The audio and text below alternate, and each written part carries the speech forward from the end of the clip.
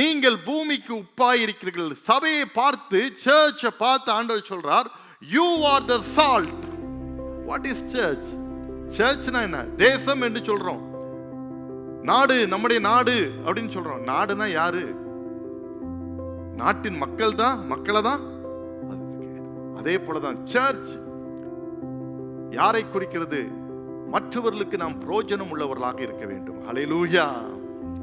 மற்றவர்களுக்கு நாம் பிரயோஜனம் உள்ளவராக இருக்கணும். Church has to be useful to others.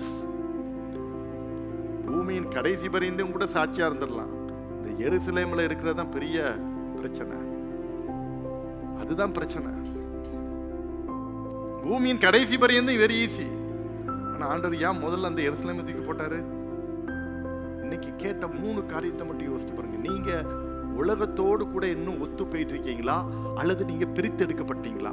அதுதான் என்னுடைய ஃபர்ஸ்ட் பாயிண்ட். முதல் நீங்க செய்ய வேண்டிய, உங்களை ஆராயும்படியாக நீங்க கேட்க வேண்டிய முதல் கேள்வி அதுதான். ஆண்டவர் உங்களை வெளிச்சம்னு சொல்லி இருக்கிறாரு. அப்போ வெளிச்சம் அப்படின்னா, முதலாவது வெளிச்சத்தின் பிள்ளைகளா இருக்கும் போது இறைவனோடு கூட ஒரு ஐக்கியத்தை ஆண்டவர் தர்றாரு. Fellowship with God. Church in the world, உலகத்தில் திருச்சபை அப்படி என்று நாம் சொல்லும் போது, உலகம் ஒரு பெரிய பரந்த ஒரு காரியம். உலக வரைபடத்தை நீங்க பார்க்கும்போது அது என்ன, சின்ன சாதாரண ஒரு சாட்டு தானே நினைச்சிடக்கூடாது. சாதாரண ஒரு சாட்டு தானே தொங்குது அப்படின்னு நினைச்சிடக்கூடாது. சரியா? அதுல எத்தனை கண்டங்கள் இருக்கிறது, எத்தனை நாடுகள் இருக்கிறது, எவ்வளவு பரப்பு இருக்கிறதுங்கிறது நம்ம எண்ணி பார்க்க முடியாது. ஒரு பெரிய பரந்த ஒரு காரியம் உலக வரைபடம். உலக வரைபடம். அப்போ இந்த உலகத்துல வாழுகின்ற திருச்சபை அப்படிங்கிறது ஒரு சின்ன ஒரு டாட்னு நம்ம சொல்லலாம், அவ்வளவுதான். ஏன்னா வெவ்வேறு நாடுகள்ல வெவ்வேறு நம்பிக்கை உண்டு, வெவ்வேறு வழிபாடுகள் உண்டு, வெவ்வேறு காரியங்களுக்கு. நம்ம நாட்டையும் நம்ம எடுத்து விடுவோம். எத்தனை மாநிலங்கள், எத்தனை யூனியன் பிரதேசங்கள் இதெல்லாம் இருக்கிறது. நம்முடைய நாட்டிலே கலாச்சாரம் மாநிலத்துக்கு மாநிலம் வேறுபடும், மொழி வேறுபடுது, பண்பாடு வேறுபடுகிறது, வழிபாடு வேறுபடுகிறது. ஒரே மாநிலத்துக்குள்ளே எத்தனை வழிபாட்டு உள்ள மக்கள் நம்ம இருக்கிறோம். People of different faith, different walk in life, இதெல்லாம் இருக்குது. அப்போ இப்படிப்பட்ட ஒரு பெரிய உலகத்துல, பரந்த உலகத்துல வாழுகின்ற நாம் as a church, நாம் எப்படிப்பட்டவர்களாக இருக்க வேண்டும்? உலகத்தில் உலகம் பறந்தது, பிரிந்தது, பல தரப்பட்ட மக்கள் இருக்கிறார்கள். நான் ஆரம்பமாக சொல்லிவிட்டேன். பல நம்பிக்கை உடையவர்கள், பல சூழல் உடையவர்கள் எல்லாம் இருக்கிறார்கள். ஆனால் இப்படிப்பட்ட சூழலில் வாழ்கின்ற நாம் as a church, நாம் எப்படிப்பட்டவர்களாக இருக்க வேண்டும் என்பதற்கு தான் ஆண்டவர் மலை பிரசங்கத்திலே அவர் சொன்ன அநேக காரியங்கள், பொன்மொழிகள் இருக்கிறது. மலை பிரசங்கத்திலே அவர் சொன்ன ஒவ்வொரு காரியமும் அது மிகுந்த வேல்யூபிள் தாட்ஸ் அண்ட் வேர்ட்ஸ் ஆக காணப்படுகிறது. அதிலே சொல்லப்பட்ட ஒரு பகுதி தான் நாம் வேத பாடமாக வாசித்தோம். அப்போ திருச்சபை எப்படிப்பட்டதாக இருக்க வேண்டும் என்பதற்கு 2 காரியங்களை இந்த மலை பிரசங்கத்திலே, இந்த பகுதியிலே ஆண்டவர் நமக்கு அருமையாக சொல்லி இருக்கிறார். முதலாவது என்ன சொல்லி இருக்கிறார் பாருங்கள். 13ஆம் வசனத்தை வாசிக்கிறேன், கவனியுங்கள். நீங்கள் பூமிக்கு உப்பாய் இருக்கிறீர்கள். உப்பானது சாரமற்று போனால் எதினால் சாரமாக்கப்படும்? நீங்கள் பூமிக்கு உப்பாய் இருக்கிறீர்கள். You are the salt on this earth. நீங்கள் பூமிக்கு உப்பாய் இருக்கிறீர்கள். சபையை பார்த்து, சர்ச்சை பார்த்து ஆண்டவர் சொல்றார், you are the salt. என் அன்புக்குரிய தேவனுடைய பிள்ளைகளே, இப்படிப்பட்ட பரந்த உலகத்துல திருச்சபை ஒரு உப்பாக இருக்கணும்னு ஆண்டவர் சொல்றாரு. You must be a salt. நீங்கள் ஒரு உப்பாக இருக்க வேண்டும். என் அன்புக்குரிய தேவனுடைய பிள்ளைகளே, உப்பை குறித்து சொல்லனா நிறைய காரியங்களை சொல்லிட்டே போலாம். சரினா? அதனுடைய தன்மைகள், அதனுடைய குணாதிசயங்களை சொல்லலாம். ஆனால் நம்முடைய பிப்ளிக்கலாக, ஸ்பிரிச்சுவலாக மனதிலே புரியும்படி, பதியும்படி சில காரியங்களை மட்டும் உங்களோடு பகிர்ந்து கொள்ள இருக்கிறேன். என் அன்பு தேவனுடைய பிள்ளைகளே, ஆண்டவர் சொல்லி இருக்கிறார், சபை திருச்சபை உப்பாக இருக்கணும். நீங்க இப்ப யோசிடக்கூடாது, சபை திருச்சபைனா அது யாரு, நான் உண்டா அதுல அப்படின்னு நினைச்சிடக்கூடாது. நான் உண்டா அப்படின்ட்டு. சரினா, திருச்சபை அப்படின்னா திருச்சபை மக்களை தான் அது குறிக்கிறது. Church refers to the congregation of the church. அதை மறந்துடக்கூடாது. சர்ச்னா அது சர்ச்சு ஒருவேளை அது பாஸ்டருக்கு ரிலேட்டடாக இருக்குமோ அப்படின்னு நினச்சி பேரக்கூடாது. அப்படி நினச்சி பேரக்கூடாது. What is church? சர்ச்னா என்ன? தேசம் என்று சொல்கிறோம். நாடு, நம்முடைய நாடு அப்படின்னு சொல்கிறோம். நாடுனா யாரு? நாட்டின் மக்கள் தான், மக்களை தான் அது இருக்கு. அதே போல தான் சர்ச் யாரை குறிக்கிறது? திருச்சபையின் மக்களை தான் குறிக்கிறது. திருச்சபையின் அங்கத்தினர்களை குறிக்கிறது. திருச்சபைக்குள்ளே அடங்கி இருக்கிறவர்களை குறிக்கிறது. திருச்சபைக்கு வருகிறவர்களை குறிக்கிறது. அப்போ இந்த சர்ச் ஒரு உப்பாக இருக்க வேண்டும் என்று ஆண்டவர் நமக்கு கற்றுக் கொடுக்கிறாரே. நம்ம எப்படி இருக்கணும்? அப்போ எத்தனை பேர் உப்பளம் பார்த்துருக்கீங்க? சால்ட் ஃபீல்டு பார்க்க சான்ஸ் இல்லைன்னா இந்த பக்கமாக தூத்துக்குடி பக்கமாக போகும்போது பார்க்கலாம். அதே போல் இந்த பக்கம் வேதாரணி இந்த பக்கத்தில் போனால் பார்க்கலாம். அப்போ அந்த உப்பளம் இருக்கிற இடத்துக்கு பக்கத்தில் என்ன இருக்கும்? கடல் இருக்கணும். கண்டிப்பா கடல் இருக்கணும். கடல் இல்லாத ஒரு இடத்துல உப்பு தயாரிக்க முடியாது. அப்ப முதலாவது நீங்க யோசிக்கணும், இந்த உப்பு கடலிலிருந்து பிரித்தெடுக்கப்படுகின்ற ஒரு ப்ராடக்ட். ஹல்லேலூயா. கடலிலிருந்து பிரித்தெடுக்கப்படுகின்ற ஒரு பொருள். கடல் பெரிய அளவுல இருக்குது. சமுத்திரம், பெரிய சமுத்திரம், பெரிய பெரிய சமுத்திரம்லாம் இருக்குது. இந்து மகா சமுத்திரம், அரபிக்கடல், பே ஆஃப் பெங்கால், இதெல்லாம் நம்ம சொல்லிட்டு போலாம். சரினா, எவ்வளவு பெரிய கடல்லாம் இருக்குது. ஆனா அந்த கடல்ல இருந்து பிரித்து எடுக்கப்பட்ட ஒரு பொருள் உப்பாக நமக்கு கிடைக்கிறது. செட் அபார்ட், பிரித்து எடுக்கப்பட்டது. என் அன்பு தேவ பிள்ளையே, ஆண்டவர் ஏன் அந்த உப்பா நீ இருக்கணும் திருச்சபையை பார்த்து சொல்றாரு தெரியுமா? உலகம் பெருசுதான். உலகத்துல எத்தனையோ பேர் வாழ்ந்துட்டு இருக்கிறாங்க. உலகத்துல பலதரப்பட்ட மக்கள்லாம் இருக்கிறாங்க. எஸ், நோ டவுட், பலதரப்பட்ட மக்கள் இருக்கிறாங்க. பல விதமான மக்கள் வாசம் பண்ணுகிறார்கள். பல வணக்கத்திற்குரியவர்கள்லாம் இருக்கிறாங்க. ஆனா நீங்கள் வேறு பிரிக்கப்பட்டவர்கள். You are the set apart. You are separated from others. நீ பிரித்தெடுக்கப்பட்டவன்.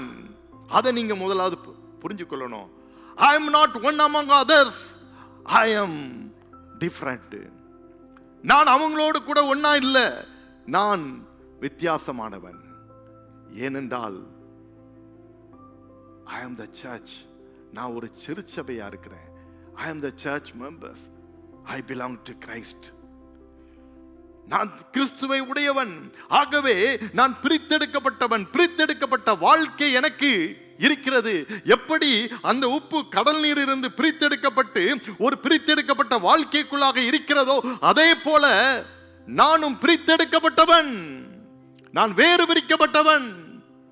அன்னைக்கு ஆபிரகாமை கர்த்தர் அப்படிதான் வேறு பிரித்தார். அவனுடைய சொந்த தேசத்தை, சொந்த இனத்தை எல்லாவற்றையும் விட்டுவிட்டு நீ வா என்று சொன்னார். வேறு பிரித்தார். விக்கிரக வணக்கத்தில் இருந்த அந்த பின்னணியில் இருந்து அவருடைய மூதாதையர்கள் யாவையை வழிபடாத சூழ்நிலையிலே இந்த ஆபிரகாமை அழைத்து அப்படிப்பட்ட வழிபாட்டில் இருந்து ஜீவனுள்ள தேவனை வழிபாடுவதற்கு அவனை பிரித்து எடுத்தார், வேறு பிரித்தார். என் அன்புக்குரிய தேவனுடைய பிள்ளைகளே, பிரித்தெடுக்கப்பட்டவன். உங்க வாழ்க்கையில முதலாவது நீங்க யோசிக்கிறது அதுதான். நான் பிரித்தெடுக்கப்பட்டவன். அதை நீங்கள் தெளிவாக புரிந்து கொள்ள வேண்டும். நான் இந்த உலகத்திற்கு உரியவன் அல்ல, நான் உன்னதத்திற்கு உரியவன். நான் உன்னதற்கு உரியவன் என்கிற எண்ணம் உங்களுக்குள்ள இருக்க வேண்டும். ஒவ்வொருவரும் நாம் இதை உணர வேண்டும். நான் சாதாரணமானவன் அல்ல, நான் பிரித்தெடுக்கப்பட்டவன். இதை நம்முடைய மனதிலே ஆழமாக பதியும் போது நாம் உலகத்தான் செய்யறதை போல நாம செய்ய மாட்டோம். உலக மனிதன் செய்கிற இந்த காரியத்தை போல அவன் அப்படி செய்றானே, இவன் அப்படி செய்றானே அப்படி நினைக்க மாட்டோம். நான் வித்தியாசமானவன். அவனை போல நான் கிடையாது. அவனை போல நான் கிடையாது. நான் வித்தியாசமானவன். அப்படிங்கிற எண்ணம் நமக்குள்ள என்ன செய்யணும்? வந்துடணும். இன்னைக்கு அதை உங்க மனதில் ஆழமா பதிஞ்சு சொல்லுங்க, ஆழமா பதிஞ்சிருங்க. ஆண்டவர் என்ன ஒரு உப்பாக வச்சிருக்கிறாரு. நான் பிரித்தெடுக்கப்பட்டவன், பிரித்தெடுக்கப்பட்டவன். என் அன்புக்குரிய தேவனுடைய பிள்ளைகளே, இரண்டாவதாக இந்த உப்பிடத்திலே ஒரு தன்மை இருக்கிறது. என்ன தன்மை? எந்த ஒரு ஆகாரத்தை நீங்கள் சமைக்கும் போது அது உப்பு போட்டுதான். தமிழ்ல பழமொழியே சொல்லிடும், உப்பில்லா பண்டம் உப்பையில தூக்கி போடியா. என்னத்த நீ உப்பா போட்டிருக்க? நீ ஒன்றும் இல்லை, சப்புன்னு இருக்கு, சொப்புன்னு இருக்குன்ட்டு அடிச்சுட்டு போயிடுவாங்க. உப்பில்லா பண்டம் குப்பையில. ஆனா இப்ப டாக்டர் சொல்லிட்டாரு, நீ உப்பே போடக்கூடாதுன்னு சொல்லிட்டாரு. இப்ப அடுத்த பிரச்சனைலாம் இருக்குது. அரை உப்பு போடு, கால் உப்பு போடு, வறுத்த உப்பு போடு, வறுக்காத உப்பு போடு, அதெல்லாம் அடுத்த பிரச்சனை இருக்குது. அதுக்கு உப்பு இல்லாம சாப்பிட்டு போயிடலாம். அந்த உப்பு சுவை குடிக்கிறது. தன்னை கரைத்து மற்றவர்களுக்கு என்ன செய்யுது? சுவை கொடுக்கிறது. அதுதான் உப்பா இருக்கும். தன்னுடைய வாழ்க்கையில சில காரியங்களை அது சாக்ரிஃபைஸ் பண்ணுது பாருங்க. கரையுது. கரையாம அப்படியே கடந்தா சுவை வருமா? உப்பை போடுறீங்க, அப்படியே அந்த கல்லாவே அப்படி கிடைக்குதுன்னு வச்சிருக்கலாம், என்ன ஆகும்? அதுல போடுறதுல பிரயோஜனமே இல்லை. கல்லை போட்டாலும் ஒண்ணுதான், அதை போட்டாலும் ஒண்ணுதானே. அப்ப இது கரையும் தன்மையாக இருக்கிறது. அதுதான் தன்னை கரைத்து மற்றவர்களுக்கு ருசியை கொடுக்கக்கூடியதாக இருக்கிறது. என் அன்புக்குரிய தேவனுடைய பிள்ளைகளே, இதை எளிதாக புரிந்து கொள்ள வேண்டுமானால் மற்றவர்களுக்கு நாம் பிரயோஜனம் உள்ளவர்களாக இருக்க வேண்டும். ஹல்லேலூயா. மற்றவர்களுக்கு நாம் பிரயோஜனம் உள்ளவராக இருக்கணும். Church has to be useful to others. நாம் மற்றவர்களுக்கு பிரயோஜனமா இருக்கணும். சொல்லுவான்ல, எப்பா உதவிதான் இல்லைன்னா கொஞ்சம் ஓத்திரம் இல்லாமையா தான் இரு. உதவி பண்ணாட்டலும் கொஞ்சம் ஓத்திரம் இல்லாமையா இருங்க ஐயா. அன்புக்குரிய தேவனுடைய பிள்ளைகளே, சில சமயத்தில் அப்படிதான். சிலர் உதவியும் பண்ண மாட்டாங்க, எதுவும் பண்ண மாட்டாங்க. எதையாவது கமெண்ட் பண்ணிட்டு இருக்கிற சில குரூப்புகளும் இருப்பாங்க. அதை சொல்லிட்டு இருப்பாங்க, இதை சொல்லிட்டு இருப்பாங்க, இதை சொல்லிட்டு இருப்பாங்க. ஆண்டவர் சொல்றாரு, நீ சர்ச், திருச்சபை, நீ எப்படி இருக்கணும்? மற்றவர்களுக்கு பிரயோஜனம் உள்ளவர்களாக இருந்துக்க. ஹல்லேலூயா. மற்றவங்களுக்கு பிரயோஜனம் உள்ளமாக இருக்க, பிரயோஜனம் உள்ள இருக்க. அந்த உப்பு பிரயோஜனம் உள்ளது. ஏனென்றால் அந்த உப்பிலே என்ன இருக்கிறது? சாரம் இருக்கிறது. அந்த உப்பு தன்மை இருக்கிறது, உப்பு தன்மை இருக்கிறது. அப்போ நமக்குள்ளே அந்த சாரமேற்றப்பட்ட அந்த தன்மை இருக்க வேண்டும். அப்பொழுதுதான் நாம் மற்றவர்களுக்கு பிரயோஜனமா இருக்க முடியும். ஹல்லேலூயா. அந்த சாரமேற்றப்பட்ட தன்மை இருக்க வேண்டும். அந்த சாரமேற்ற தன்மை தான் என்ன? அவருடைய குணாதிசயங்கள், நற்பண்புகள், ஆவியின் கனி சொல்லப்பட்டு இருக்கிறது. The Jesus' character, ஆண்டவருடைய குணாதிசயங்கள், அவருடைய தன்மைகள் நமக்குள்ளே இருக்கும்போது நமக்குள்ளே அந்த சாரம் ஏற்றப்பட்டு கொண்டிருக்கும். ஹல்லேலூயா. நாம் சாரம் ஏற்றப்பட்டவர்களாக காணப்படுவோம். அப்ப அந்த சாரம் நமக்குள்ள இருக்கும்போது நாம் மற்றவர்களுக்கு பிரயோஜனமா இருக்கும். அந்த வசனத்துல என்ன சொல்லுது பாருங்க, அந்த சாரம் இல்லாமல் போகுமானால் என்ன செய்யப்படும் போட்டிருக்கு பாருங்க. வெளியே கொட்டப்படுவதற்கும் மனுஷரால் மிதிக்கப்படுவதற்கு ஒழிய. அப்ப சாரம் இல்லைன்னா தூக்கி குப்பையில தான் போடணும். அதே போலதான் நம்ம வாழ்க்கையில ஆண்டவர் நீங்க உப்பா இருக்கணும்னா அந்த சாரமேற்றப்பட்டவர்களாக இருக்க வேண்டும். அப்பொழுதுதான் நம்ம மற்றவர்களுக்கு பிரயோஜனமா இருக்கும். The godly character நமக்குள்ள இருக்கணும். ஆண்டவருடைய குணாதிசயங்கள் இருக்கணும். அப்பதான் பார்ப்பான், உலகத்தானையும் பார்ப்பான், நமக்கையும் பார்ப்பான். அவனுக்கு நமக்கு ஒரு வித்தியாசம் அங்க இருக்கும். ஹல்லேலூயா. அவனுக்கு நமக்கும் ஒரு வித்தியாசம் இருக்கும். அவன் வாயில வந்தபடிலாம் பேசிட்டு இருக்கான்ட்டு நீயும் பேசிட்டு இருந்தானா உனக்கு அவனுக்கு வித்தியாசம் என்ன இருக்குது? இல்ல இல்ல. அப்ப ஆண்டவருடைய குணாதிசயம், அந்த காட்லி கேரக்டர் நமக்குள்ள இருக்கிறது தான் சாரமேற்றப்பட்ட வாழ்க்கை. அதுதான் நாம் மற்றவங்களுக்கு பிரயோஜனமா இருக்கக்கூடிய ஒரு வாழ்க்கை. என் அன்பு தேவனுடைய பிள்ளைகளே, இன்றைக்கு உங்களை யோசித்து பாருங்க. அது நமக்குள்ள இல்லைன்னா வெளியே கொட்டப்படுவதற்கும் தூக்கி வீசப்படுவதற்கு தான் ஒரு இது. நம்ம சொல்லிக்கலாம், நான் சர்ச்சுக்கு போறேன், நான் ஒரு விசுவாசி, நான் ஒரு கிறிஸ்தவன் அப்படின்னு சொல்லிடலாம். அது உப்பா தானே இருக்கும், வெள்ளையா தான் இருக்கும். சாரம் இல்லைன்னா அது பார்க்கறதுக்கும் உப்பு மாதிரி தான் இருக்கும், உப்பு மாதிரி தான் இருக்கும். ஆனால் அதனால பிரயோஜனம் இல்லை, தூக்கி வெளியே தான் போடணும். அதே போல நான் கிறிஸ்தவன் அப்படின்னு சொன்னால் அது ஒரு அடையாளத்துக்கு நீ சொல்லிட வேண்டியதான். ஆனால் கிறிஸ்துவின் சாரம் உனக்குள்ளே இல்லைன்னா நீயும் சாரம் இல்லாத உப்பை தூக்கி வெளியே தூக்கி போடுற மாதிரி அதுவும் இதுவும் ஈக்குவலாக தான் போயிடும். ரெண்டு ஒன்று தான். ஆண்டவர் அதை தான் சொல்லப்பட்டிருக்கிறார், சாரமேற்றப்பட்ட ஒரு உப்பாக நீ காணப்பட வேண்டும் என்று சொல்லியிருக்கிறார். ஹல்லேலூயா. சாரமேற்றப்பட்ட ஒரு உப்பாக நீ காணப்படணும். அப்போ இயேசுவின் சாரம், ஆண்டவருடைய தன்மை, ஆண்டவருடைய குணாதிசயம் உனக்குள்ளே இருக்கும்போது நீ மற்றவர்களுக்கு பிரயோஜனமாக மாறுவாய், மற்றவர்களுக்கு ஆசீர்வாதமாய் மாறுவாய், மற்றவர்களுக்கு அனுகூலமாய் மாறுவாய். அந்த பாக்கியத்தை ஆண்டவர் நமக்கு கொடுக்கிறார். இன்னைக்கு நீங்க யோசித்து பாருங்க, நான் மற்றவர்களுக்கு பிரயோஜனமாய் இருக்கிறேன்னா? அன்னைக்கு உணசீமை பார்த்து சொல்லும்போது, மிந்தி எனக்கு பிரயோஜனம் இல்லாதவன் இப்போ பிரயோஜனமானவன் என்று சொல்றான். அப்பனா நாம் பிரயோஜனம் உள்ளவர்களாக இருக்கும் போதுதான் 4 பேருக்கு பயனுள்ளதாக இருக்க வேண்டும். என் அன்புக்குரிய தேவனுடைய பிள்ளைகளே, உப்பின் தன்மையை, உப்பாக இருக்க வேண்டும் என்று ஆண்டவர் சொல்றது அதான். முதலாவது சொன்னார், நீ பிரித்தெடுக்கப்பட்டவன், உலகத்தோடு கூட வாழுபவன் அல்ல. இரண்டாவது சொல்றாரு, நீ மற்றவருக்கு பிரயோஜனமா இருக்கணும், நீ ஆசீர்வாதமா இருக்கணும். எப்படி ஆபிரகாமை பார்த்து சொன்னாரு, உன் மூலமாக நான் மற்றவர்களை ஆசீர்வதிப்பேன், நீ ஆசீர்வதிக்கிறவர்களை ஆசீர்வதிப்பேன், உனக்குள் உன் சந்ததிக்குள் ஆசீர்வதிக்கப்படுவார்கள். இதுதாங்க பிரயோஜனமான ஒரு வாழ்க்கை. அப்ப நமக்குள்ள அந்த சாரம் இருக்க வேண்டும். அந்த சாரமேற்றப்பட்ட ஒரு வாழ்க்கை இருக்கும்போது, ஆண்டவருடைய குணாதிசயங்கள் நமக்குள்ள இருக்கும்போது நாம் மற்றவர்களுக்கு பிரயோஜனம் உள்ளவர்களாக மாறிவிடுவோம். இன்னைக்கு உங்க வாழ்க்கையை நீங்க யோசித்து பாருங்க, அலசி பாருங்க, ஆராய்ந்து பாருங்க. நான் மற்றவர்களுக்கு பிரயோஜனமா இருக்கிறேன்னா? உலகத்தான் செய்யற மாதிரியே நீங்க செய்தீங்கன்னா உங்களுக்கு அவனுக்கு வித்தியாசமே இல்லை. அவ்வளவுதான். நம்ம we should make a different. நாம் ஒரு வித்தியாசத்தை உண்டாக்கணும். இன்னைக்கு ஆண்டவருடைய சமூகத்தில் உங்களை ஆராய்ந்து பாருங்க.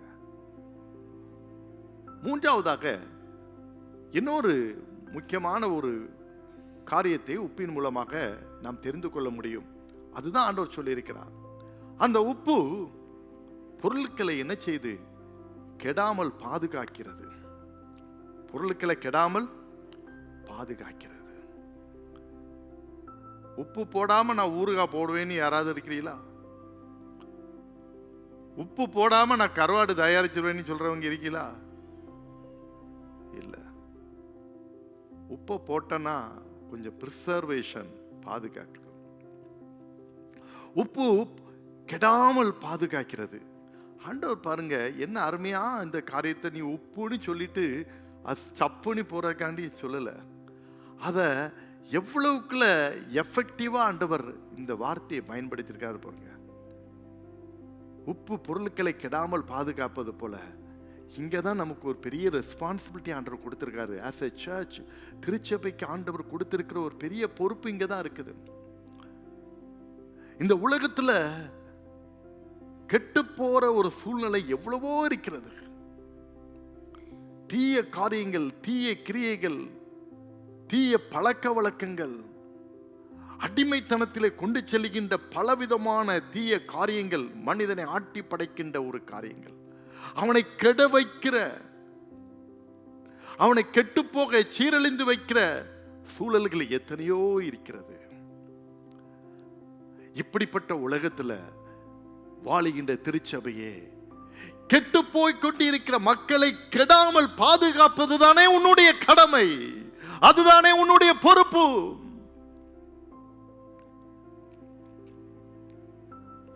அதுக்குதான் ஆண்டவர் சொல்லி இருக்கிற, நீ உப்பாக இருக்கணும்ட்டு. கெட்டு போய் கொண்டிருக்கிற மக்களை கெடாமல் பாதுகாப்பதற்கு தான் ஆண்டவர் இந்த பொறுப்பை கொடுத்திருக்கிறார். உங்களை சுற்றி எத்தனை பேர் அழிந்து போய் கொண்டிருக்கிறார்கள். தீய பாவ பழக்க வழக்கங்களிலே சிக்கிக்கொண்டு தங்களுடைய வாழ்க்கையை தொலைத்து கொண்டு இருக்கிறார்கள். என் அன்புக்குரிய தேவ பிள்ளைகளே, அவர்களுக்காக யார் நிற்பது தரப்பிலே? அவர்களுக்காக யார் ஜெபிப்பது? அவர்களை குறித்த பாரம் யாருக்கு வர வேண்டும்? அவர்களை குறித்த கரிசனை யாருக்கு வேண வேண்டும்? ஒரு உண்மையான திருச்சபைக்கு அந்த கரிசனை இல்லாவிட்டால் அது திருச்சபை அல்ல. ஒரு உண்மையான ஒரு கிறிஸ்தவனுக்கு இந்த பாரம் இல்லைன்னா நீ கிறிஸ்தவனே அல்ல. அழிந்து போகின்றிருக்கிற ஆத்துமாக்களை குறித்த ஒரு கரிசனை உனக்கு இல்லைன்னா நீ கிறிஸ்தவனே இல்ல. நீ பேரளவுலதான் இருக்கிறா, சாரமற்ற ஒரு கிறிஸ்தவனா இருக்கிற. தூக்கி வெளியே தான் போடணும். சாரமுள்ள ஒவ்வொரு கிறிஸ்தவனுக்கும், சாரமுள்ள ஒவ்வொரு திருச்சபையின் அங்கத்தினர்களுக்கும் இந்த பாரம் ஏற்பட வேண்டும். என்ன பாரம்? ஐயோ, ஆத்துமாக்கள் அழிகிறது, என்னை சுற்றி வாழுகிற மக்கள் அழிந்து கொண்டிருக்கிறார்களே, கெட்டு போய் கொண்டிருக்கிறார்களே, இவர்கள் வாழ்க்கை சீரழிந்து போயிருக்கிறது. இவர்களுக்காக நான் அல்லவா திறப்பிலே நிற்க வேண்டும், இவர்களுக்காக நான் அல்லவா ஜெபிக்க வேண்டும், இவர்களுக்கு நான் அல்லவா உம்மை பற்றிய சொல்ல வேண்டும். அந்த பாரம் நமக்குள்ள வரணும். எப்பொழுது இந்த பாரம் நமக்குள்ள வருதோ அப்பந்தான் நான் உண்மையான ஒரு கிறிஸ்தவனாக இருக்க முடியும். அப்பந்தான் நாம் உண்மையான ஒரு திருச்சபையின் அங்கத்தினராக இருக்க முடியும். என் அன்பு தேவனுடைய பிள்ளைகளே, இன்னைக்கு உங்களை நீங்க அலசி பாருங்க, ஆராய்ந்து பாருங்க. ஆண்டவர் அருமையா சொல்லி இருக்கிறார், நீங்கள் பூமிக்கு உப்பா இருக்கிறீர்கள். இன்னும் நிறைய காரியங்களை அந்த உப்பின் தன்மையை குறித்து சொல்லலாம். நான் 3 குறிப்போட நிறுத்திக் கொள்றேன். இந்த 3 அவசியமானது, அத்தியாவசியமானது. இன்றைக்கு காலகட்டத்திலே நீங்கள் செயல்படுத்த வேண்டியது. as a church you have to implement, execute. இன்னும் நீ தாமதப்படுத்திட்டே இருந்தால் ஆண்டவரிடத்தில் ஒரு நாள் நீ கணக்கு கொடுக்கணும், மறந்து விடாத. இத்தனை வருஷமா நீ கிறிஸ்தவனா இருந்தியே, இத்தனை வருஷமா நீ ஆலயத்துக்கு போனியே, நீ விசுவாசினி சொன்னியே, இந்த காரியங்கள் உன்னிடத்திலே காணப்பட்டதா என்று ஆண்டவர் கேட்பார். அன்னைக்கு என்ன பதிலை நீங்க சொல்வீங்க?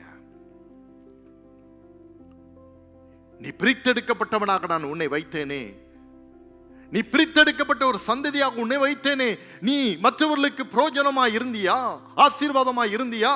கெட்டு போற மக்களுக்காக திறப்பிலே என் சமூகத்தில் அழுதியா, புலம்பினியா, ஜெபித்தியா? அவர்களை குறித்த பாரம் உனக்குள்ளே வந்ததா? கேட்பார் அல்லவா? இது சிந்திக்கும் காலம், இது செயல்படும் நேரம். இது மௌனமாய் இருக்கிற காலம் அல்ல, இது செயல்படுகின்ற நாட்கள். சர்ச், இது தூங்குகின்ற ஒரு காலம் கிடையாது. சபையே, இது விழிப்படைகிற ஒரு காலம், விழிப்படைய காலம். நீங்களும் நானும் இதற்காக நாம் பிரயாசப்படவிட்டால் ஆத்துமாக்கள் கொள்ளை கொள்ளையாக அழிந்து போய்விடுவார்கள், பிசாசு கொண்டு போய் விடுவான். ஆண்டவர் உங்களையும் என்னையும் ஒரு காவலாளியாக வைத்திருக்கிறார், மறந்து போய்விடாதீர்கள். நம்மளை ஒரு காவலாளியாக வைத்திருக்கிறார். இவர்களுக்காக நாம் திறப்பிலே நிற்க வேண்டும், ஜெபிக்க வேண்டும். இன்னைக்கு ஒரு தீர்மானம் செய்யுங்க. எத்தனையோ காரியத்தை ஜெபிக்கிறீங்களா? இன்னைக்கு இந்த குறிப்பை உங்க வாழ்க்கையில சேர்த்துடுங்க. உங்க தனி ஜெபத்துல, குடும்ப ஜெபத்துல, ஆண்டவரே, அழிந்து போகின்ற ஆத்துமாக்களுக்காக, அறியாத மக்களுக்காக ஆண்டவரே நான் கண்ணீர் விட்டு ஜெபிக்கிறேன். நீங்க முதல்ல உங்க குடும்பத்துல யாரும் என்ன ரட்சிப்புக்குள்ள வரணும் அவங்களுக்காக சோமனுங்க. உங்க தெருவில் உள்ளவங்களுக்காக சோமனுங்க. உங்க பகுதியில் உள்ளவங்களை, நம்ம பட்டணத்துக்காக நம்ம சோமனுவோம். இவன் அறியாத ஆண்டவர்கள், ஆண்டவரை அறியாதவர்கள், தேடாதவர்கள், ஆண்டவரே அவள் வரட்டும் அப்பா. ஏற்கனவே ஆண்டவர் சொல்லியிருக்கார், ராஜ்யத்தின் புத்திரர் புறம்பே தள்ளப்படுவான். கிறிஸ்தவனி சொல்லிட்டு இருக்கவன், நான் விசுவாசி, நான் அதை செய்தேன் இதை செய்தேன்னு சொல்லுவேன், புறம்பே தள்ளப்படுவான்னு தான் சொல்லியிருக்கான். அவனுக்கு அங்கே இடம் இருக்காது. ஏன்னா அவன் பல வருஷமா இருந்து அப்படியே போயிட்டான். கிறிஸ்தவனி சொல்லிட்டு இருப்பான், அவ்வளவுதான். வேற எதுவுமே அவன் எந்த கிரியைகளும் அவனுக்குள்ள இருக்காது. ஆனா ராஜ்யத்திற்கு வெளியே இருக்கிறவங்க கிழக்கிலும் மேற்கிலும் வடக்கிலும் இருக்கிற ராஜ்யத்தை நிரப்புவார்கள் என்று வேந்தர் சொல்லுகிறார். முந்தினோர் பிந்தினோராயும் பிந்தினோர் முந்தினராகவும் காணப்படுவார்கள். என் அன்பு தேவனுடைய பிள்ளைகளே, இவர்களுக்காக திறப்பிலே நிற்பது யார்? நாம் தான் நிற்க வேண்டும். இது சிந்திக்கும் காலம், செயல்படும் நேரம். மௌனமாய் இருக்காது. இந்த 2 வரிகளை பாடுவோமா? நம்ம மௌனமாய் இருக்கக்கூடிய காலம் அல்ல, சிந்தித்து செயல்பட வேண்டிய காலம். ஆண்டவரே, அந்த ஆத்தும பாரத்தை எனக்கு தாரும் ஐயா, ஆத்தும பாரத்தை தாரும். என்னை அனல் மூட்டி எழுப்பும் ஆண்டவரே என்று கேளுங்க. அந்த ஆத்தும பாரம் நமக்குள்ள வரும்போதுதான் கெட்டு போகிறவர்கள் கெடாமல் நாம் பாதுகாக்க முடியும். எப்படி பொருட்களை கெடாமல் உப்பு பாதுகாக்கிறதோ அதே போல ஆத்துமாக்கள் கெடாதபடிக்கு, ஆத்துமாக்கள் சீரழியாதபடிக்கு ஆண்டவர் உங்களை என்னையும் ஒரு உப்பாக வைத்து அவர்களை பாதுகாக்க வைப்பார்.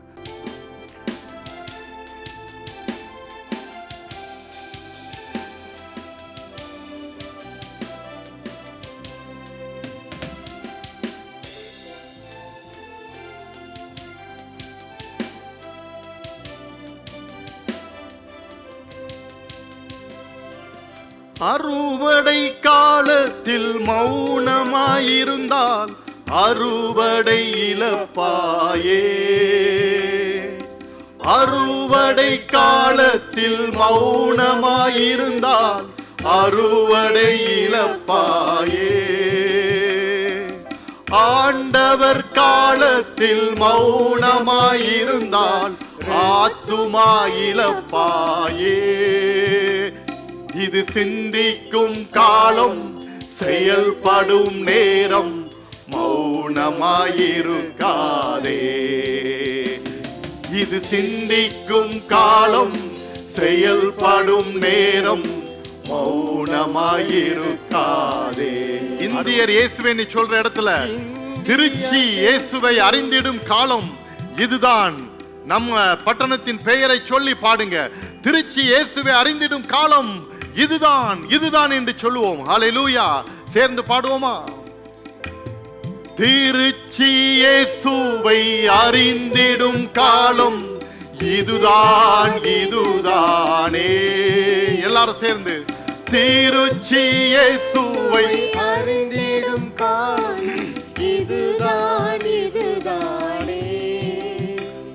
இது சிந்திக்கும் காலம், செயல்படும் நேரம், மௌனமாயிருக்காதே.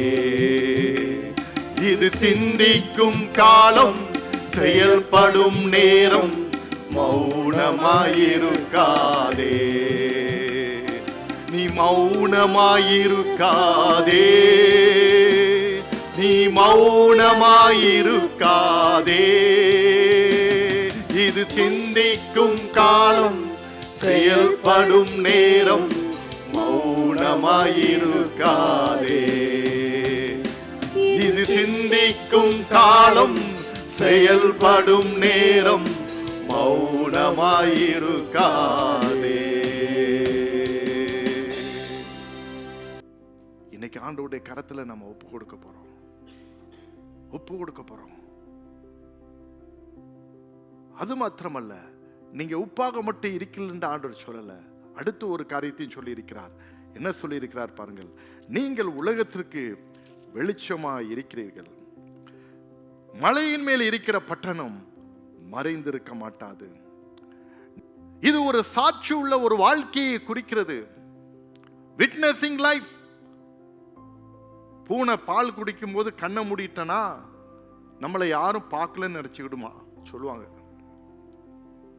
என் அன்பு தேவனுடைய பிள்ளைகளே, as a church, as a Christian, as a believer, நீ ஒரு வெளிச்சம், மலையின் மேல் வைக்கப்பட்ட ஒரு விளக்கு. நீங்க நினைச்சிடக்கூடாது என்னை யாரும் பார்க்கல, nobody can see me நீங்க நினைச்சிடக்கூடாது. No, people are watching you, people are seeing you, people are looking at you. நீங்க மலையின் மேல இருக்கிற ஒரு பட்டணம். ஆண்டவர் அதான் சொல்லி இருக்கிறார். Where is your testimony? Where is your witnessing life? உங்கள் சாட்சி உள்ள வாழ்க்கை என்னாச்சு? அததான் ஆண்டவர் இங்கே கேட்கிறார். உனக்கு மலையின் மேல் இருக்கிற பட்டணம் மறைந்திருக்க மாட்டாது. நிறைய பேர் நம்மளை பார்ப்பாங்க. நம்முடைய வாழ்க்கை எப்படி இருக்கிறது? சாட்சி.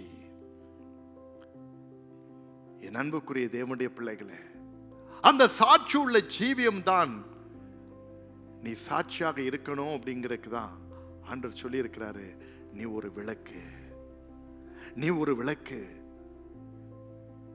என் அன்புக்குரிய தேவனுடைய பிள்ளைகளை அப்போஸ்தலர் 1 அதிகாரம் 8 சொல்லும்போது பரிசுத்த ஆவி உங்களிடத்தில் வரும்பொழுது நீங்கள் பலன் கொண்டு நீங்கள் எருசலேமிலும் யூதேயாவிலும் சமாரியாவிலும் பூமியின் கடைசி பரிந்தும் எனக்கு சாட்சியா இருப்பீர்கள். பூமியின் கடைசி பரிந்தும் கூட சாட்சியா இருந்துடலாம். இந்த எருசலேமில் இருக்கிறதான் பெரிய பிரச்சனை. அதுதான் பிரச்சனை. பூமியின் கடைசி பரியந்தம் வெரி ஈஸி. ஆனா ஆண்டவர் ஏன் முதல்ல அந்த எருசலேமை தூக்கி போட்டாரு? அவருக்கே தெரியும் அங்கதான் பிரச்சனை. அதே தான் பைபிள் சொல்லி இருக்குது. யாரு? வீட்டாரே சத்துருன்னு சொல்லி இருக்கு.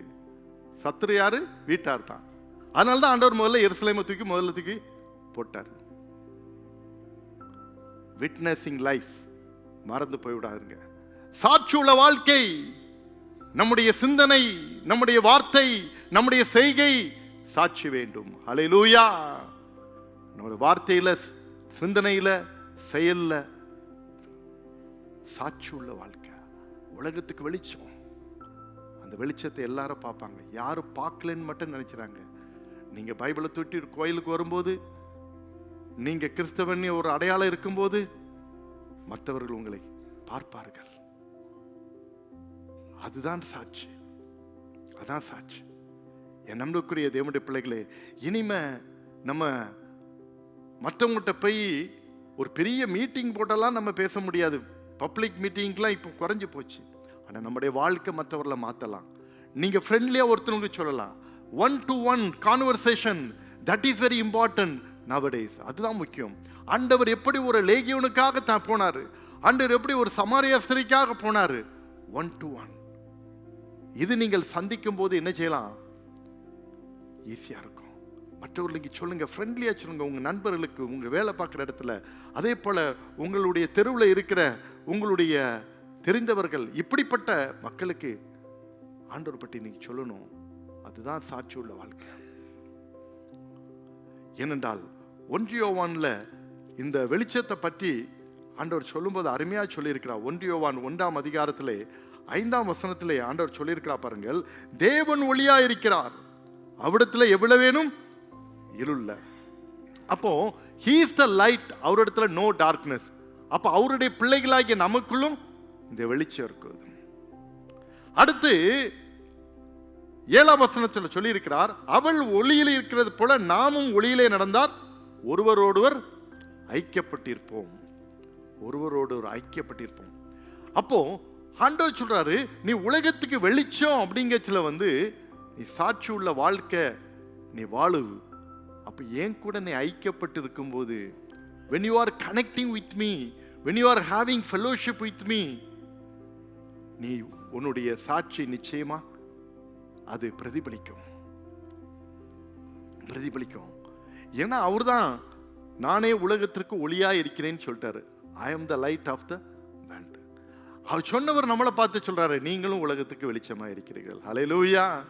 யாராவது விளக்க கொளுத்தி மரக்காலால் மூடி வைக்காமல் விளக்கு தண்டின் மேல் வைப்பார்கள், அப்பொழுது அது வீட்டில் உள்ள எல்லாருக்கும், ஆமா, விளக்க கொளுத்தி அதை போய் ஒரு பானையில போய் மூடி வச்சா அது கொளுத்தி வைக்காம இருக்கலாம். அது தூக்கி லேம்ப் ஸ்டாண்ட் மேல வைப்போம், அது வீட்டில் உள்ள எல்லாருக்கும் வெளிச்சு தெரியும். இப்பெல்லாம் அது இல்லை. அந்த காலத்துல என்னுடைய கிராண்ட் மதர்ஸ், 2 கிராண்ட் மதர்ஸையும் நான் பார்த்துருக்கிறேன். 6 மணிக்கு முன்னால் அவங்க செய்கிற காரியம் அரிக்கன் லேம்புன்னு இருக்கும். அரிக்கன் லேம்ப் அப்படி குடும்ப மாதிரி இருக்கும். அதை தொங்க விடுவாங்க. அது அந்த திரியெல்லாம் சரிப்படுத்தி மண்ணெண்ணையை ஊற்றி அந்த திரியெல்லாம் சரிப்படுத்தி கரெக்டாக 5:45 6 மணி ஆயிட்டனா அவங்களுக்கு முதல்ல தோன்றது அதுதான். இருட்டுறதுக்கு முன்னால் விளக்கை ஏற்றி அதில் மேலே தொங்க விட்டுருவாங்க. அது வீடு முழுவதும் நல்லா பிரகாசமாக இருக்கும். இப்போ இன்வெர்டர்லாம் வந்துட்டு, அப்பெல்லாம் கிடையாது. இப்போ இன்வெர்டர் வந்துச்சு. விளக்கு தண்டின் மேல் ஏற்றுவார்கள், அப்பதான் வெளிச்சம். என்புக்குரிய தேவனுடைய பிள்ளைகளே, நாம் தண்டிலே ஏற்றப்படவர்கள், அநேகருக்கு நாம் வெளிச்சம் கொடுக்கிறவர்கள், ஆசீர்வாதமாக இருக்கிறவர்கள். ஹல்லேலூயா. அதே நேரத்தில் நம்முடைய சாட்சியுள்ள வாழ்க்கை நிறைய பேர் நம்மளை பார்ப்பாங்க. சாட்சியுள்ள வாழ்க்கை. இன்னைக்கு இந்த 2 காரியத்தை ஆண்டவர் என்ன அருமையா மலை பிரசங்கத்தில் அவர் சொல்லியிருக்கிறாரு. இதனுடைய உள்ளான அர்த்தங்கள் எவ்வளவு டீப்பா இருக்குன்னு யோசித்து பாருங்க. சாதாரண ஒரு உப்பு ஒரு வெளிச்சம் அப்படின்னு 2 முடிச்சிட்டாரு. You are the salt, you are the light அப்படின்னு முடிச்சிட்டாரு. ஆனா அதுல எவ்வளவுக்குள்ள ஒரு டீப்பரான ஒரு அர்த்தத்தோட கூட ஆண்டவர் மலை பிரசங்கத்திலே ஜனங்களுக்கு அவர் உபதேசம் பண்ணி இருக்கிறார் பாருங்க. இன்னைக்கு இந்த 2 காரியத்தை வைத்து நம்மை ஆராய்ந்து பார்ப்போம், அலசி பார்ப்போம். நான் ஒரு உப்பாக இருக்கிறேனா அப்படின்னா எல்லாத்தையும் விட்டுரு, உப்பு என்னெல்லாம் செய்து அதெல்லாம் விட்டுருங்க. இன்னைக்கு கேட்ட 3 காரியத்தை மட்டும் யோசித்து பாருங்க. நீங்க உலகத்தோடு கூட இன்னும் ஒத்து போயிட்டு இருக்கீங்களா அல்லது நீங்க பிரித்தெடுக்கப்பட்டீங்களா? அதுதான் என்னுடைய ஃபர்ஸ்ட் பாயிண்ட். முதல் நீங்க செய்ய வேண்டிய, உங்களை ஆராயும்படியாக நீங்க கேட்க வேண்டிய முதல் கேள்வி அதுதான். நான் பிரித்தெடுக்கப்பட்டவனா வந்துட்டானா அல்லது இன்னும் உலகத்தோட தான் ஓடிட்டு இருக்கானா? 2வது, நான் மற்றவர்களுக்கு பிரயோஜனம் உள்ளவனாக இருக்கிறேனா அல்லது மற்றவர்களுக்கு நான் உபத்திரம் கொடுக்கிறவனாக இருக்கிறேனா? 3வது, கெட்டு போற ஆத்துமக்களுக்காக, அழிந்து போகக்கூடியவர்களுக்கு, அவர்களை கெடாமல் காப்பதற்கு நான் என்னையா பண்ணியிருக்கிறேன்? ஜெபிச்சிருக்கேனா? திறப்பில் நின்றுருக்கேனா? இன்னைக்கு ஒரு தீர்மானத்தை எடுங்க. என் குடும்ப ஜெபத்துல, என்னுடைய தனி ஜெபத்துல அழிந்து போகிற ஆத்துமாக்களுக்காக நான் ஜெபிப்பேன்பா. ஆண்டவர் உங்களை வெளிச்சம்னு சொல்லி இருக்கிறாரு. அப்போ வெளிச்சம் அப்படின்னா முதலாவது வெளிச்சத்தின் பிள்ளைகளா இருக்கும்போது இறைவனோடு கூட ஒரு ஐக்கியத்தை ஆண்டவர் தர்றாரு. Fellowship with God, fellowship with God. 2வது, சாட்சி உள்ள ஒரு வாழ்க்கை உனக்கு இல்லைன்னா எல்லாரும் உன்னை பார்ப்பார்கள், நீ மலையின் மேல் இருக்கிற பட்டணம். நம்ம சாட்சியா இருக்கணும். உங்க வேலை ஸ்தலத்துல இவரா அப்படின்னு சொல்லக்கூடாது. உங்களை பற்றி ஒரு நல்ல மதிப்பு இருக்கணும். உங்களுடைய வியாபாரத்துல உங்களை குறித்து நல்ல ஒரு மதிப்பு இருக்கணும். உங்களுடைய வாழுகின்ற சூழல், உங்களுடைய தெருவில் உங்களை பற்றி ஒரு நல்ல மதிப்பு இருக்கணும்.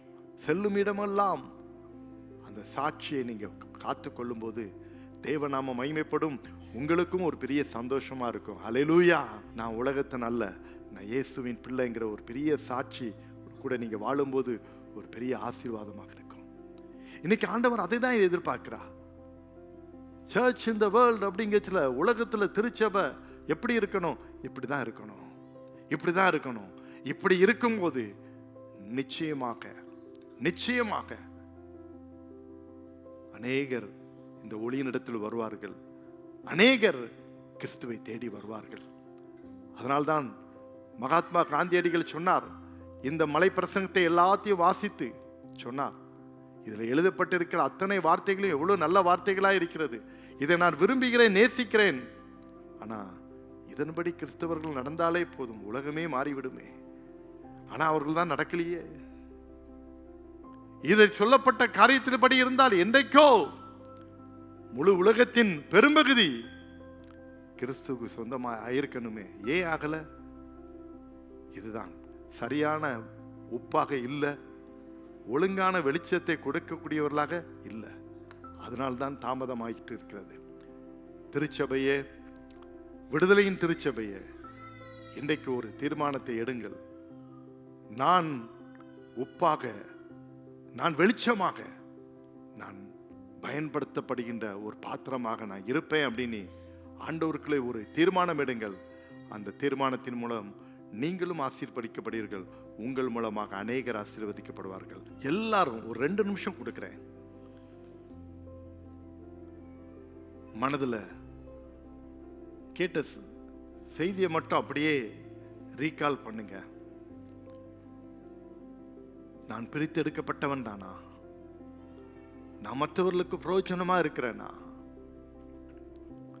அழிந்து போகக்கூடிய ஆத்துமாக்களுக்காக ஜெபிக்கிறவனாக, கதறுகிறவனாக நான் இருக்கிறேனா? அல்லது சுயநலவாதியாவே வாழ்ந்துட்டு இருக்கேனா? ஐயா, மற்றவர்கள் கெட்டு போக கூடாதுங்கிறக்காக ஆண்டவர் நம்மளை வச்சிருக்கிறாருங்க. அந்த கெட்டு போற ஆத்துமாக்களுக்காக நம்ம ஏதாவது பிரிசர்வ் பண்ணுவதற்காக, அவர்களுக்கு பிரயோஜனம் உள்ளவர்களாக இருக்க வேண்டும் என்பதற்காக தானே கர்த்தர் நம்மளை வைத்திருக்கிறார். நாம் பிரித்தெடுக்கப்பட்ட சந்ததி அல்லவா?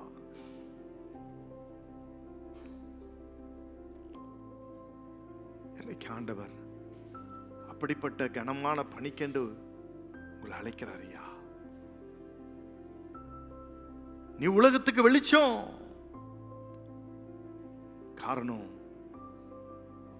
வெளிச்சத்துக்கு உரியவர் அவர். நானே உலகத்துக்கு வெளிச்சம். அந்த வெளிச்சம் உனக்குள்ளே இருக்கும்போது அவரோடு கூட ஒரு ஐக்கியம் உனக்குள்ளே இருக்குது. அடுத்தது, நீ சாட்சி உள்ள வாழ்க்கை. நீ மலையின் மேல இருக்கிற பட்டணம், எல்லாரும் உன்னை பார்ப்பாங்க, உன்னை சுத்தி இருக்கிறவங்க பார்ப்பாங்க. நம்ம என்ன செய்யறோம், ஏது செய்யறோம் எல்லாம் பார்ப்பாங்க. சாட்சி உள்ள வாழ்க்கை நமக்குள்ள இருக்கிறதா? Do we have the witnessing life?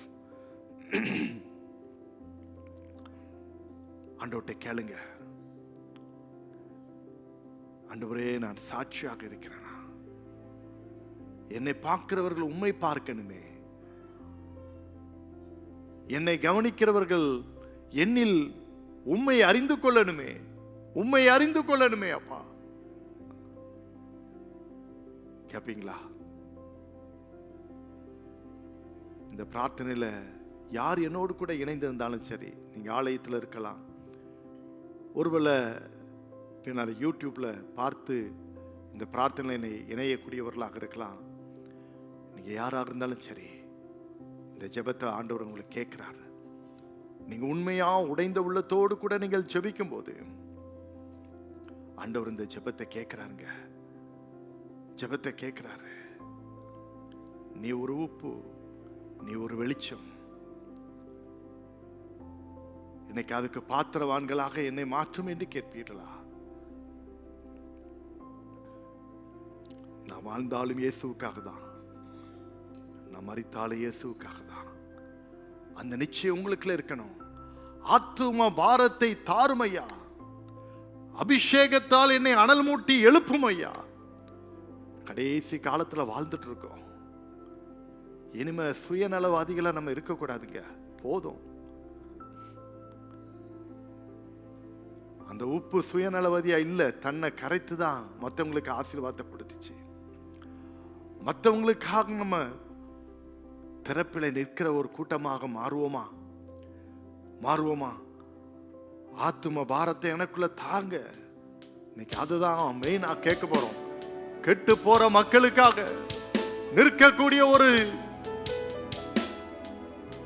ஜப வீரனாக, வீராங்கனையாக என்னை மாற்றும் ஆண்டவர் என்னை கேளுங்க.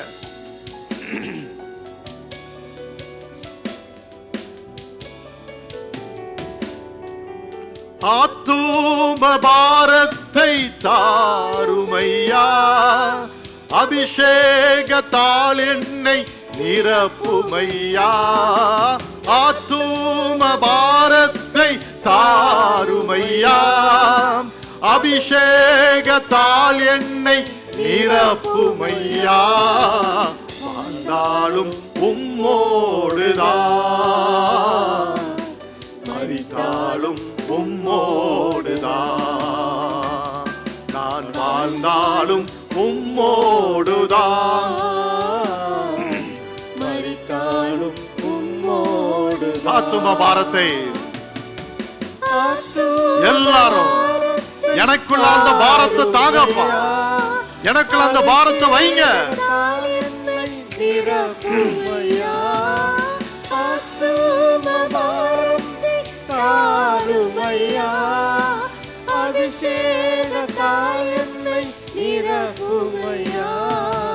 வாழ்ந்தாலும் உம்மோடுதான், மரித்தாலும் உம்மோடுதான். நான் வாழ்ந்தாலும் உம்மோடுதான், மரித்தாலும் உம்மோடுதான். நான் வாழ்ந்தாலும் இயேசுவுக்கா, மரித்தாலும் இயேசுவுக்கா.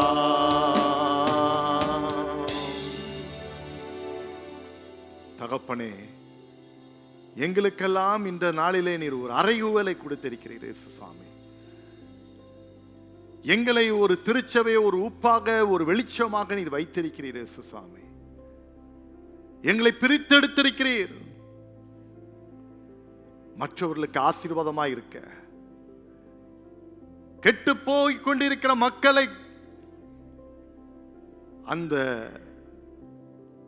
சூழலில் இருந்து பாதுகாப்பதற்காக, கெடாமல் பாதுகாப்பதற்காக எங்களை வைத்திருக்கிறீர் அப்பா. அவர்களுக்காக பாரத்தோடு திறப்பிலே நிற்கக்கூடிய கிருபையை தாருமாட்டவரே, தாருமாட்டவரே. எங்களை வெளிச்சமாக வைத்திருக்கிறீர். நாங்கள் உம்மோடு கூட ஐக்கியப்படும் போது எங்களுடைய சாட்சியுடைய வாழ்க்கையை நாங்கள் காத்துக்கொள்ள உதவி செய்யும் அப்பா. யாரெல்லாம் உடைந்த உள்ளத்தோடு உண்மையான மனதோடு இந்த ஜெபத்தை ஏறடிக்கிறார்களோ, உம்மிடத்துல கேட்கிறாங்களோ, அந்த பாரத்தை எனக்குள்ள ஊற்றுங்கப்பான்னு கேட்கிறாங்களோ, அப்படிப்பட்ட பிள்ளைகளுக்கு அந்த ஆத்தும பாரத்தை கொடுப்பீராகப்பா. உமக்கென்று என்றென்று சாட்சியாய் வாழும்படி கிருபை செய்யும். உம்முடைய ஆசீர்வாதத்தை பெற்றுக்கொள்ள, சுதந்திரித்துக் கொள்ள நீர் அனுக்கிரகம் செய்யும்படியாக ஜெபிக்கிறேன். எல்லா துதி கன மகிமை புகழ் எல்லாம் உமக்கே செலுத்துகிறோம். நீர் ஏற்றுக்கொள்ளும். இயேசுவின் நாமத்தில் வேண்டிக் கொள்கிறோம் பிதாவே, ஆமென்.